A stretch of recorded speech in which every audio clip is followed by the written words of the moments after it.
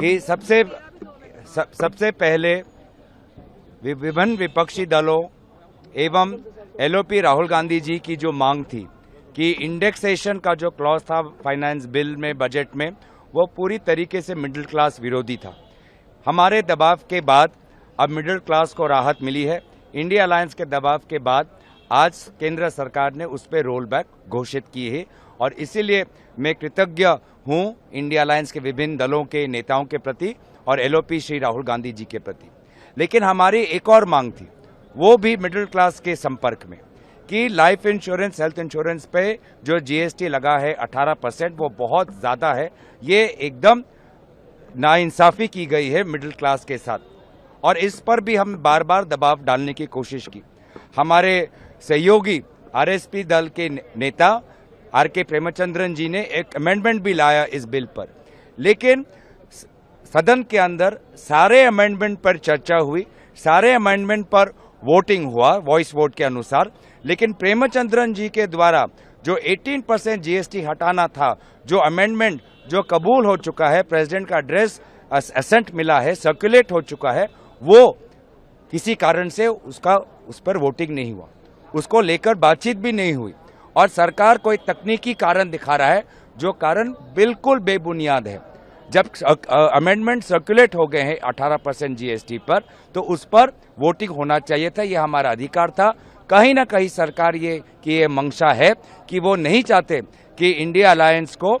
ये इंडेक्सेशन के साथ साथ एक और बात हमको मिले कि हमने एक मुद्दा उठाया 18% जीएसटी का और इसीलिए जहां पर उन्होंने हमारी मांग जो इंडेक्सेशन पर है वो कबूल किया, ये जो हमारी मांग है 18% जीएसटी पर, इससे वो भाग रहे हैं, मुकर रहे हैं। कि सबसे पहले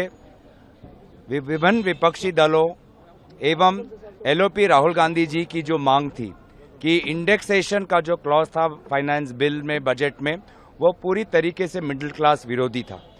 हमारे दबाव के बाद अब मिडिल क्लास को राहत मिली है। इंडिया अलायंस के दबाव के बाद आज केंद्र सरकार ने उस पर रोल बैक घोषित की है और इसीलिए मैं कृतज्ञ हूं इंडिया अलायंस के विभिन्न दलों के नेताओं के प्रति और एलओपी श्री राहुल गांधी जी के प्रति। लेकिन हमारी एक और मांग थी, वो भी मिडिल क्लास के संपर्क में,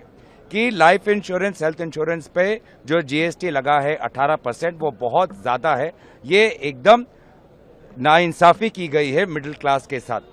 और इस पर भी हम बार बार दबाव डालने की कोशिश की। हमारे सहयोगी आरएसपी दल के नेता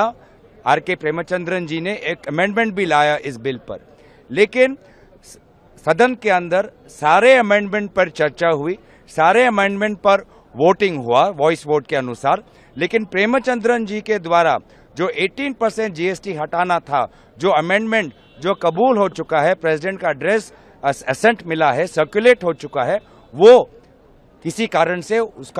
पर वोटिंग नहीं हुआ, उसको लेकर बातचीत भी नहीं हुई और सरकार कोई तकनीकी कारण दिखा रहा है जो कारण बिल्कुल बेबुनियाद है। जब अमेंडमेंट सर्कुलेट हो गए हैं 18% जीएसटी पर, तो उस पर वोटिंग होना चाहिए था, ये हमारा अधिकार था। कहीं ना कहीं सरकार ये मंशा है कि वो नहीं चाहते कि इंडिया अलायंस को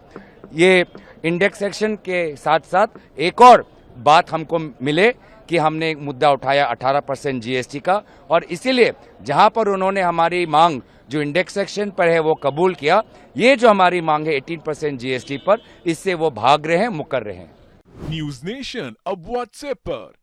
खबरों के ताजा अपडेट के लिए न्यूज नेशन के इस क्यूआर कोड को स्कैन करें।